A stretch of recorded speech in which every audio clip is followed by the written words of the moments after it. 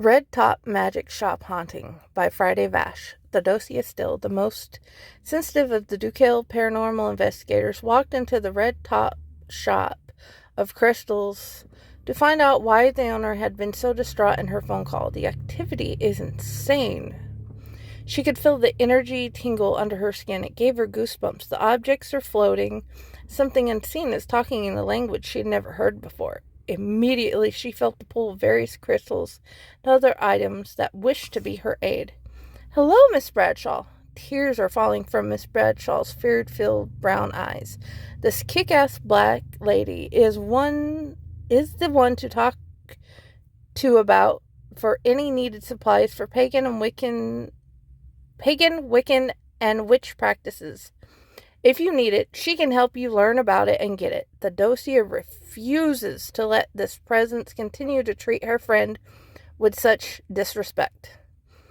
Miss Bradshaw whispered, "Help me, please." Theodosia nodded and took a minute to feel the energy around her.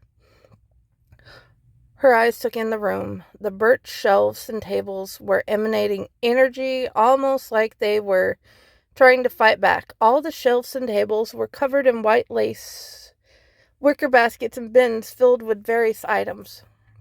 She willed the crystals, stones, and herbs that were calling to her to come. They began to float over to surround her like a shield. The stones and crystals started glowing. Sage, St. John's wort, and lavender perfumed the air as it began to heat up. She could feel the energy of the goddess join them. "It is time for you to leave. Your invitation is revoked," she said sternly. It continued to speak, but sounded pained. She said an inward prayer to the goddess and God who protected both her and Miss Bradshaw, and to continue giving them their blessing to help remove the angry spirit. The heat had started to make her sweat. She remembered this feeling from her hand fasting. It was not the painful, scorching heat, but the warming, safe heat, like being home, safe, in front of the fire on a snowy day. "Get out. I rebuke you in the name of the goddess. You are not welcome," she yelled. Light, like warm sunshine, spread through the shop. The air changed from dark and oppressive to the homey feeling it had before. She felt a kiss on her forehead. "You are safe now, my girl," the goddess whispered in her ear. "Thank you," Theodosia whispered. All the items that were floating when she came in dropped to the floor. Miss Bradshaw stood up with a sudden realization that it was over.